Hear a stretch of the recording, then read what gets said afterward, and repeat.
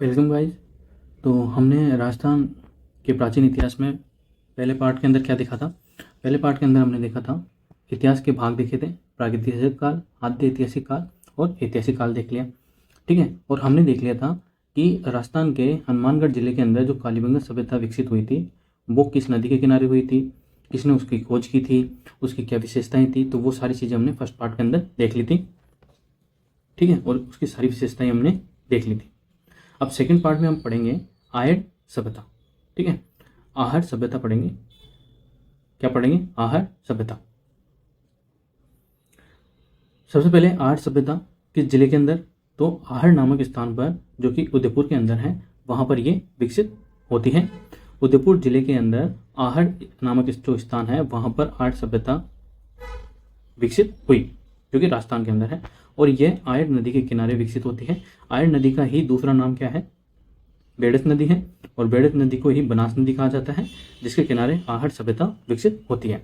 अब जैसा हमने पढ़ा था कि कालीबंगा सभ्यता के अंदर जो विशेषताएं हैं वो आहड़ सभ्यता के अंदर उसी तरह हम आहड़ सभ्यता की विशेषताएं भी देखेंगे। तो सबसे पहले हम देखेंगे कि इसको कौन कौन सी सभ्यता के नाम से भी जाना जाता है। ठीक है। तो इसको 3 सभ्यताओं के नाम से जानते हैं, जैसे कि 2 सभ्यताओं के मतलब 2 कालखंड के आधार पर इसको विभाजित किया गया है।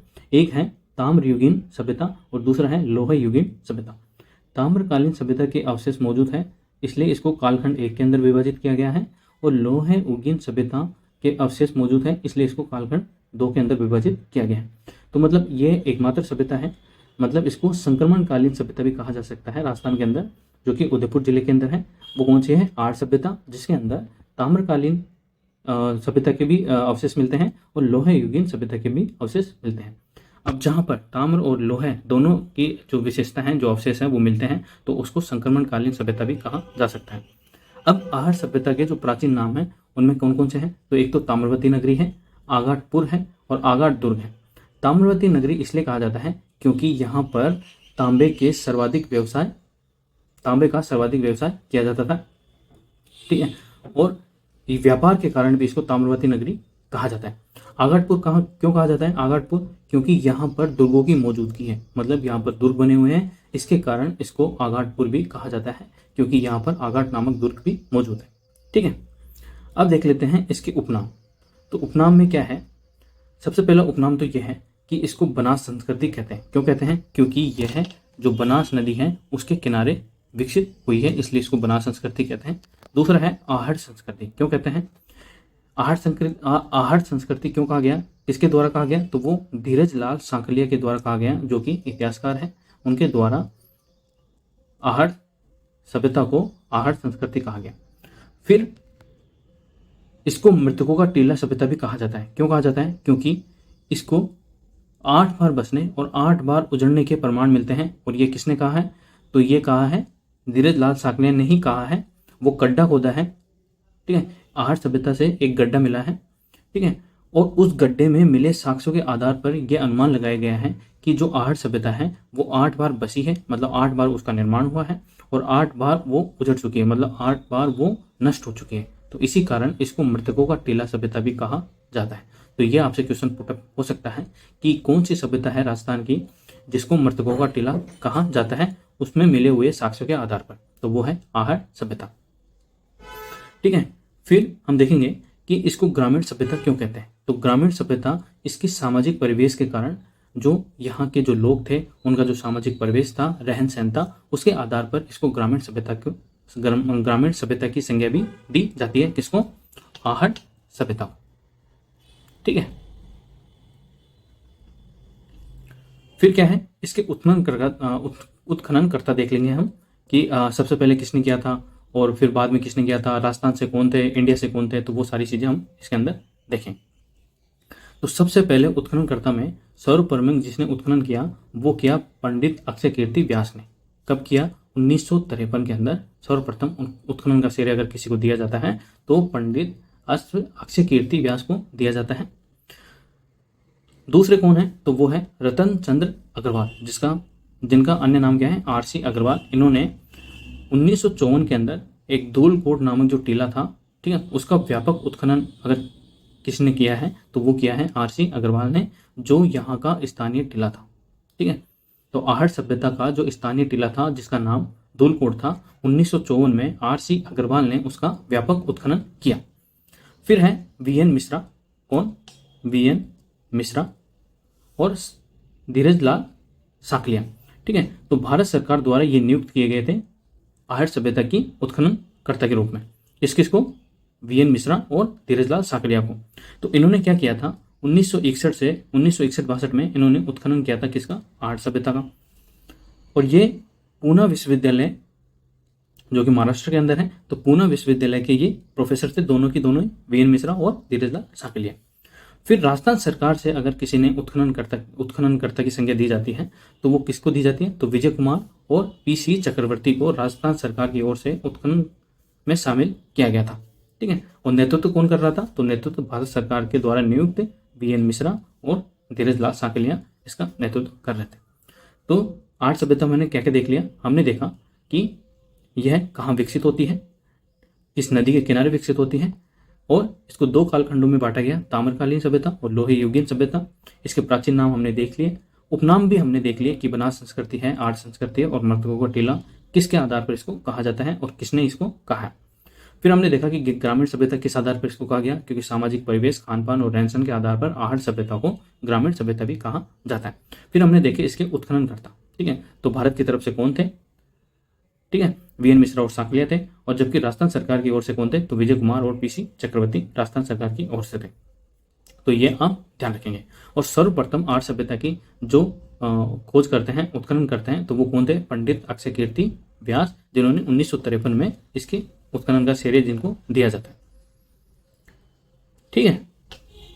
फिर इसकी विशेषताएं देख लेते हैं, आहट सभ्यता की विशेषताएं देख लेते हैं। तो विशेषताओं में आहट सभ्यता के उत्खनन का जो स्तर है वो 3 स्तरों में इसका उत्खनन किया जाता है। सबसे पहला जो स्तर है उसके अंदर अपन को क्या मिलता है? तो सबसे पहले स्तर के अंदर स्फटिक पत्थरों की अधिकता मिलती है। स्फटिक पत्थर वो होते हैं जिनसे उपकरण और औजार बनाए जाते थे।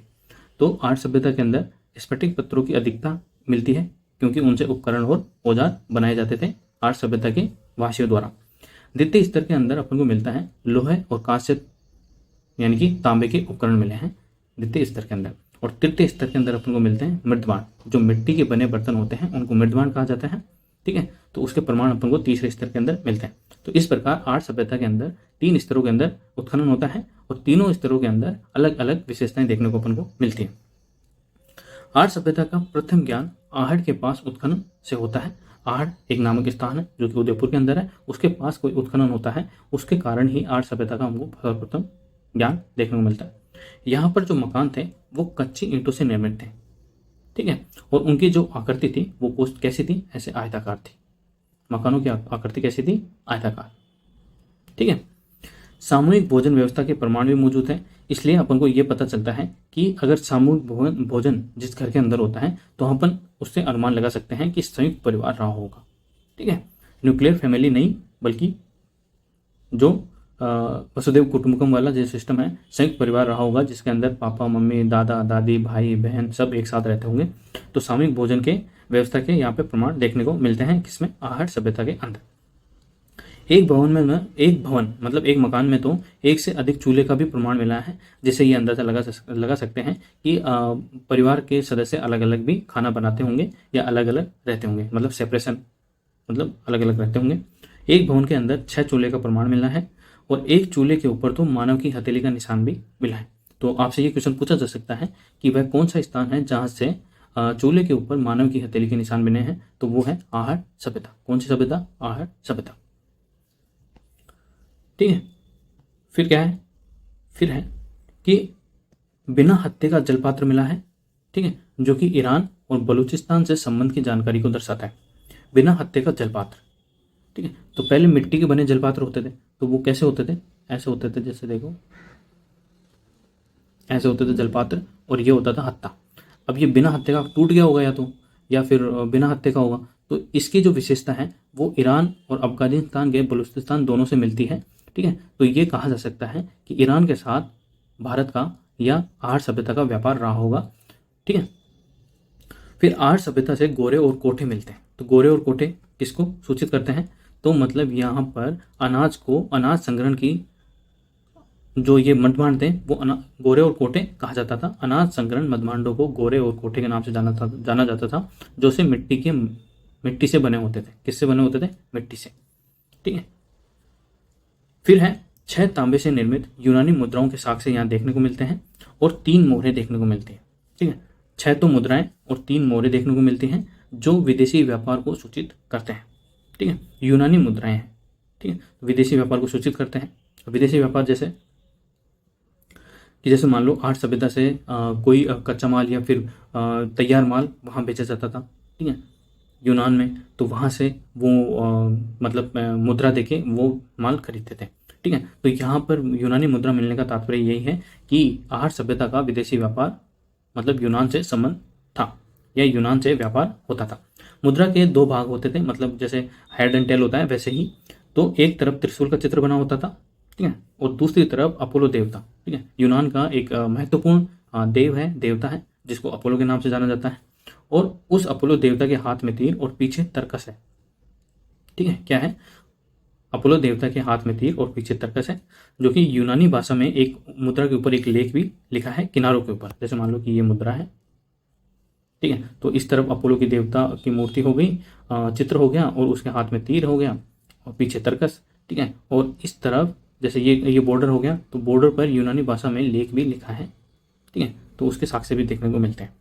और ये जो मुद्रा है वो धूलकूट से मिली है 1954 के अंदर। कब मिली है? 1954 के अंदर धूलकूट से मिली है। तो ये भी आपको ध्यान रखना है।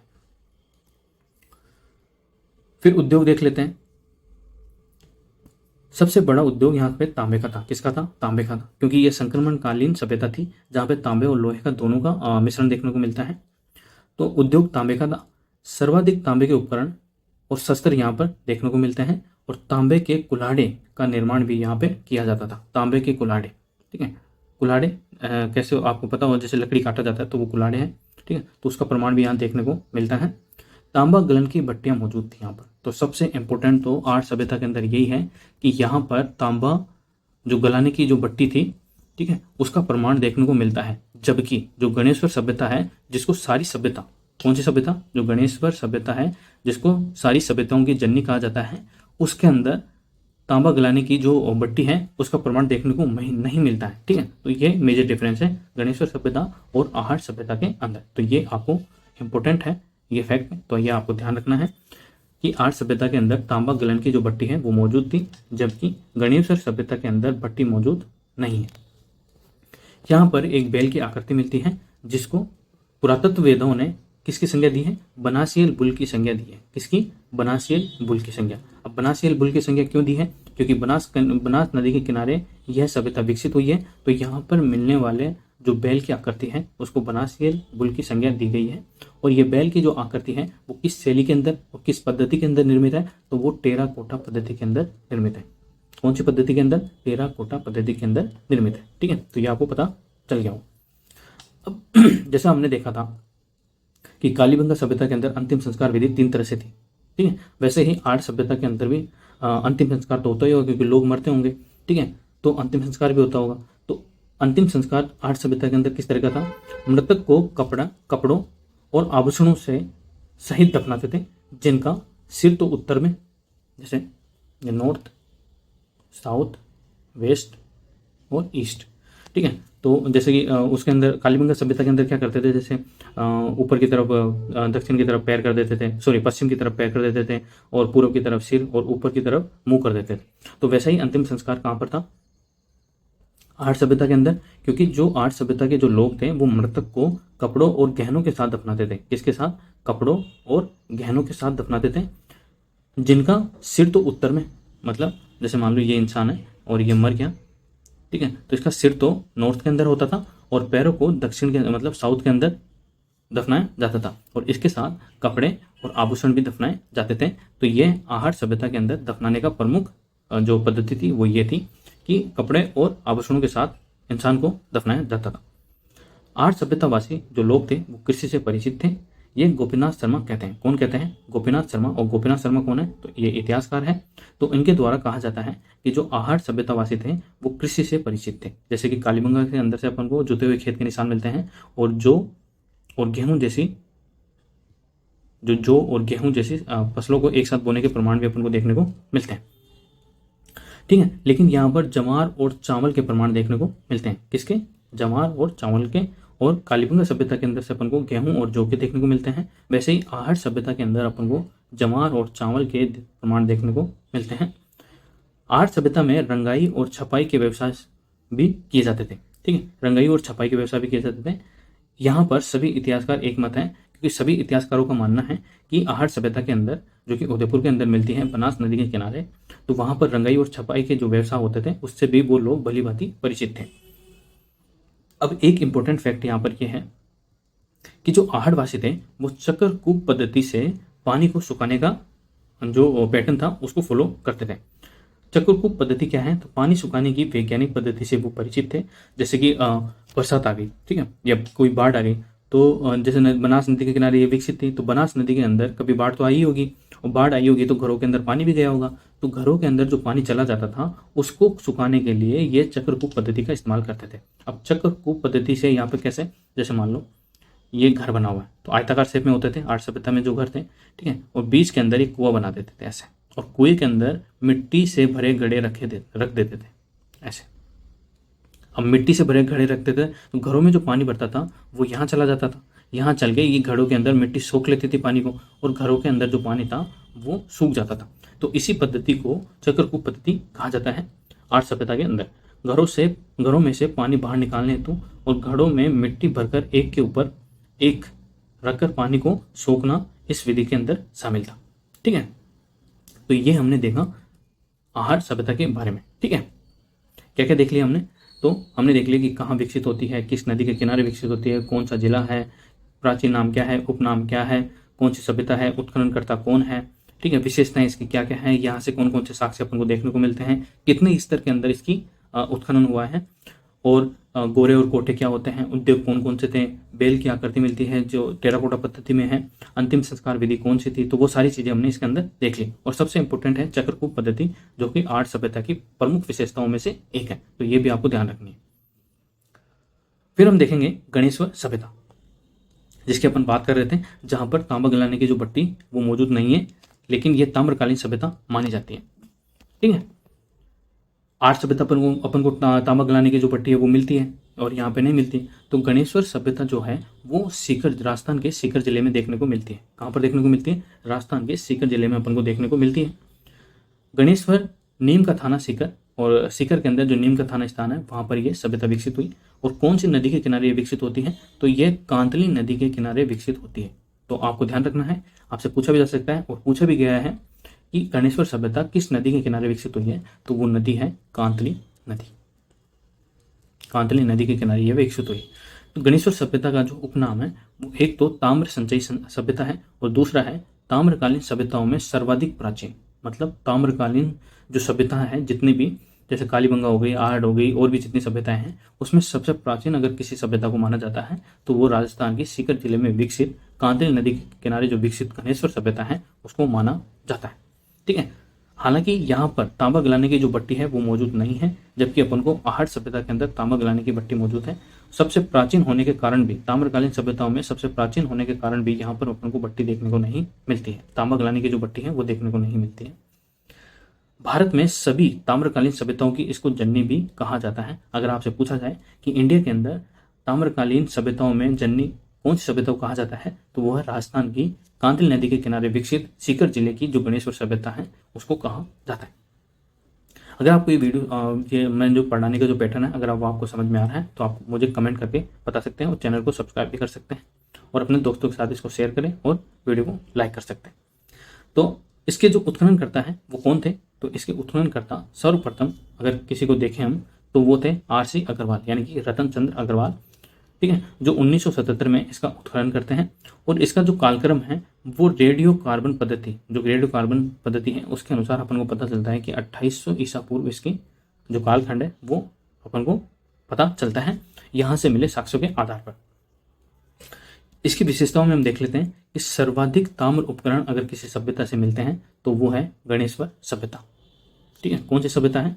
गणेश्वर सभ्यता, जिसके अंदर क्या क्या मिलता है अपन को? तांबे की चूड़ियाँ, तांबे के फारसे, मछली पकड़ने का कांटा। मछली पकड़ने का कांटा आपको पता होगा, जैसे ये लकड़ी है, ठीक है, और यहाँ ये कांटा ऐसा होता है मछली पकड़ने का, तो इसको यहाँ जैसे सरोवर में फेंका जाता है, ठीक है, तो उससे मछली पकड़ा जाता है, ठीक है। कुल्हाड़े, बाणाग्र, बाणाग्र कौन, जैसे ये धनुष है और ये बाण हो गए, तो ये भी तांबे के थे। तीर, सुइयां, भाले, तो ये सारे ही तांबे से निर्मित थे। तो इनके अंदर जो तांबे का जो प्रतिशत था वो कितना था, 99% था। कितना था, 99%।